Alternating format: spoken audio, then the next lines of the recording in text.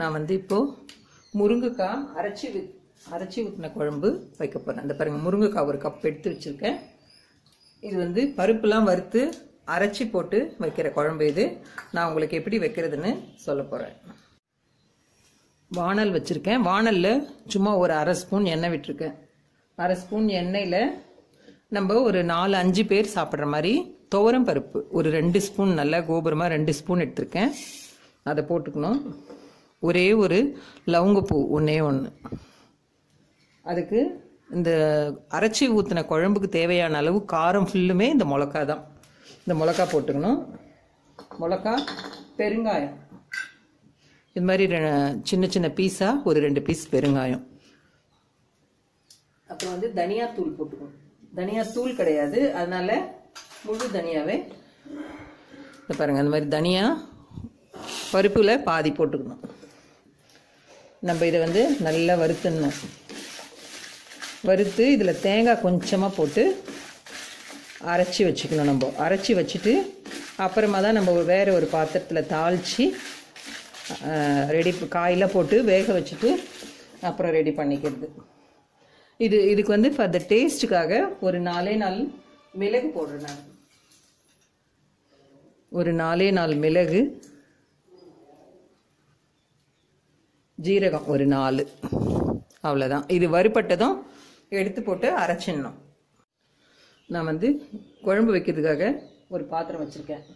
வறுத்தது வந்து இந்த மாதிரி எடுத்துக்கணும். இதில் வந்து நம்ம தேங்காய் கொஞ்சம் போட்டுக்கணும். தேங்காய் கொஞ்சம் போட்டு அரைச்சி வச்சுக்கணும். இது வந்து ஒரு மெத்தட். இந்த முருங்கைக்காய் வந்து இந்த மாதிரி செஞ்சு சாப்பிட்டா இது ஒரு டேஸ்ட் நல்லாயிருக்கும். இதில் தேங்காயும் போட்டாச்சு. துவரம்பருப்பு வறுத்து வச்சுருக்கோம். துவரம்பருப்போட தனியா, பெருங்காயம் போட்டிருக்கோம். மிளகு, ஜீரகம் கொஞ்சம் கொஞ்சம் போட்டோம். ஒரே ஒரு லவங்கப்பூ போட்டோம். ஃபார் த டேஸ்ட்டுக்காக அந்த லவங்கப்பூ ஒன்று தான் போடணும். ஒன்று போட்டிருக்கேன். இது என்ன பண்ணணும், அரைச்சி வச்சுக்கணும். இதை அரைச்சிட்டு புளி தண்ணியும் கரைச்சி வச்சுருக்கேன். அந்த அரைச்சதில் புளி தண்ணி கரைச்சி ரெடி பண்ணி வச்சுக்கலாம். இதில் வந்து நான் காயெலாம் போட்டு ஒன்று வெங்காயம் தக்காளிலாம் வதக்கிட்டு இதில் காய் வெந்த அப்புறம் அரைச்சதை விடணும். இப்போ இதில் நான் எண்ணெய் விட்டுக்கிறேன். எண்ணெய் விட்டு முதல்ல தாளிச்சிக்கலாம். நான் குழம்பு வைக்கிற பாத்திரமே வச்சுருக்கேன். அதில் எண்ணெய் விட்டுருக்கேன். ஒரு 2 ஸ்பூன் விட்டுருக்கேன். எண்ணெய் சூடு ஏறினதும் கடுகு போட்டுக்கணும். கடுகு பொரிஞ்சதும் உளுத்தம்பருப்பு.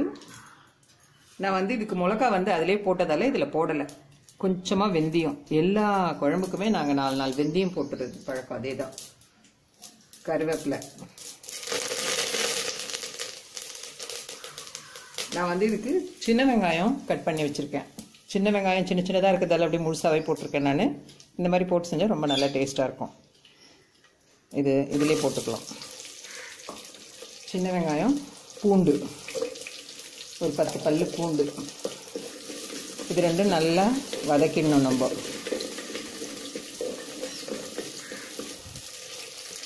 பாருங்கள், இது ரெண்டும் நல்லா வதங்குது பாருங்கள்.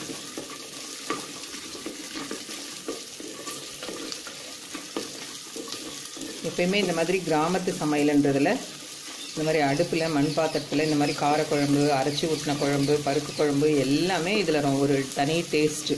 நான் வந்து வேர்க்கடலை எண்ணெய் தான் விட்டுருக்கேன். இது நல்லா வதங்கின அப்புறம் தக்காளி போட்டுக்கலாம். வெங்காயம் நல்லா வதங்கிடுச்சு பாருங்கள். தக்காளி போட்டுக்கலாம்.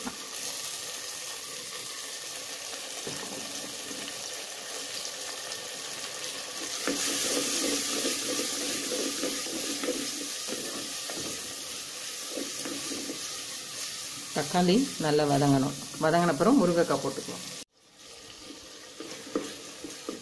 நல்லா வதங்கிடுச்சு பாருங்கள் தக்காளி. நான் வந்து முருங்கைக்காய் வச்சுருக்கேன்ல, இப்போ இதில் போட்டுடலாம். நல்லா ஃப்ரெஷ்ஷாக பிரிச்சுன்னு வந்த முருங்கைக்காய். இது கிராமத்தில் எல்லாமே ஃப்ரெஷ்ஷாக கிடைக்குது.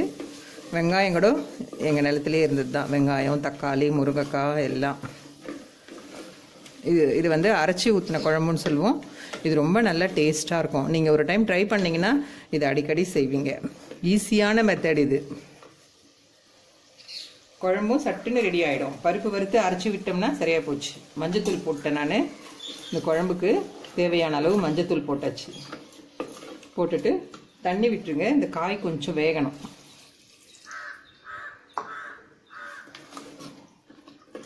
இந்த காய் வெந்தப்புறம் நம்ம புளி கரைச்சி வச்சுருக்கேன் நான். புளி நம்ம அரைச்சோம் இல்லைங்களா, சட்னி மாதிரி அதை நல்லா ரெடியாக அரைச்சி வச்சுக்கணும். அந்த புளி தண்ணி அதில் எல்லாம் விட்டு மிக்ஸ் பண்ணி இந்த காய் வெந்ததும் இதில் போட்டுடணும். முருங்கைக்காய், சின்ன வெங்காயம் எல்லாம் போட்டு நல்லா ஒன்றா வேக வச்சுருக்கோம் பாருங்கள். எல்லாம் வெந்துருச்சு நல்லா. நான் வந்து இப்போது அரைச்சி வச்சுருக்கேன் பாருங்கள். இது வந்து கட்டியாக அரைச்சி திக்காக அரைச்சிருக்கேன். நம்ம புளி கரைச்சல் வச்சுருக்கோம் இல்லையா, அதை இதில் விட்டு மிக்ஸ் பண்ணிக்கலாம். நல்லா மிக்ஸ் பண்ணிவிட்டு அரைச்சி அதில் ஊற்றினோம்னா, ஊற்றின அப்புறம் கொதிக்கணும் கொஞ்சம். இதை பாருங்கள்.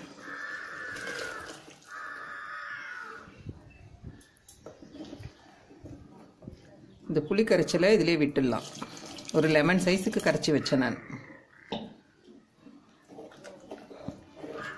நல்லா இன்னும் கொஞ்சம் திக்காயிடும். இதுவே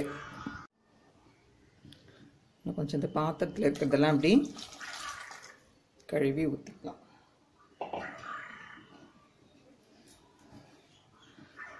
இந்த மாதிரி அரைச்சி ஊற்றி முருங்கைக்காய் குழம்பு வச்சா ரொம்ப நல்லாயிருக்கும். இந்த குழம்புக்கு பேரே நாங்கள் அரைச்சி ஊற்றின குழம்புன்னு தான் சொல்லுவோம். முருங்கைக்காய் அரைச்சி விட்ட குழம்பு. ஈஸியாக வச்சிடலாம் இந்த குழம்பு. பருப்பை வறுத்துட்டு காய் வேகிறதுக்குள்ளே இதை அரைச்சி அதில் விட்டுடணும். கொதி வந்ததும் ஆஃப் பண்ணிடலாம். இதுக்கு திட்டமாக உப்பு போட்டுக்கணும். இந்த குழம்புக்கு தேவையான அளவு உப்பு போட்டுட்டு நல்லா கொதி வந்தப்புறம் ஆஃப் பண்ணிடலாம். குழம்பு நல்லா கொதிக்குது பாருங்கள்.